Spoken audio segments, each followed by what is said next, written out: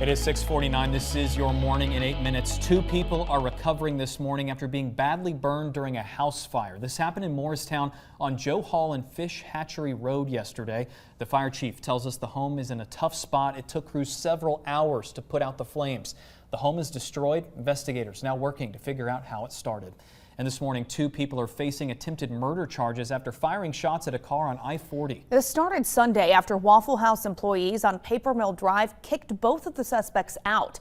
Police say Claudia Ruiz and Malik Brown got into a fight with security. According to a report, both suspects followed a group of people who were also at the Waffle House and fired shots into their car, hitting one of the passengers. We're working to learn the condition of that person. Police were able to track both of them down. They are now in jail. And a Knoxville man is accused of stopping an ambulance transporting a patient and forcing his way inside. KPD says Mark Denton flagged down the ambulance after claiming he cut his toes with a lawnmower. As the responders told Denton they couldn't take him to the hospital, he allegedly jumped inside and started looking for narcotics. Denton is now charged with disorderly conduct and public intoxication. The man accused of going on a deadly shooting spree across West Tennessee now pleading not guilty to dozens of charges. Ezekiel Kelly appeared in Shelby County Court. He's pleading not guilty to 3 counts of first-degree murder, along with 23 other charges. Police say he shot and killed 3 people, hurt several others on September 7th. Kelly will be back in court in 2 weeks. Right now, a former Tennessee Highway Patrol trooper is missing after a judge sentenced him for an assault case from 2020. Columbia police are looking for Harvey David Briggs. Witnesses saw him on Sunday after police say he made several concerning statements to his family. THP fired Briggs after he ripped off a protester's mask. A judge sentenced him to supervised probation. Authorities aren't sure where he is. If you see him, please call police immediately. And continuing coverage this morning, University of Tennessee officials are responding after dozens of UT students camped out for days to secure a lease for next year. Some students sleeping outside on air mattresses or for the doors of the Standard leasing office to open, waiting for it to open. Management there says after nearly 2 hours of welcoming in students, they ran out of apartments, leaving some of those in line without a place to live. Tennessee is seeing a record year for enrollment. In a statement, officials tell us they've reached out to the Standard multiple times about their concerns over the leasing process and haven't heard back. They also say they're working to accommodate students by leasing out facilities like the Holiday Inn in West Knoxville for more residence halls, and will look at expanding dorms as well. Well, this morning, Knoxville's Greyhound bus station has a new home, but it's concerning people who live nearby. The new stop is in the parking lot of 6th Avenue Market and Deli. It consists of 2 portable toilets and 1 bench. But the store is only open from 7 in the morning to 7 at night, leaving some nearby worried that stranded passengers will wander near their homes. Greyhound shut down its terminal near the Old City over safety concerns. The owner of the deli says Greyhound will use the space for at least the next 6 months. Sevier County could be getting a new exit off of I-40. Governor Bill Lee approved plans to build exit 408 to help ease traffic pains. The plans now just need federal approval. Sevier County officials want to build the new exit to address the growing traffic problems at exit 407. We know how bad it is now. Now the world's largest convenience store, Buc-ee's, and other businesses are coming to the area. If approved by federal officials, the next step will be to secure funding. The governor also approving an extension of Veterans Parkway.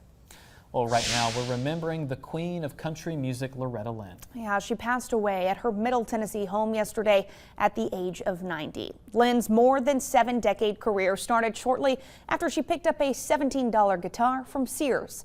By 1970, she had written Coal Miner's Daughter. That became her signature song. Although born in Kentucky, she has a long history of East Tennessee ties. She performed 6 times at the Country Tonight Theater in Pigeon Forge. Her last performance there was in 2016.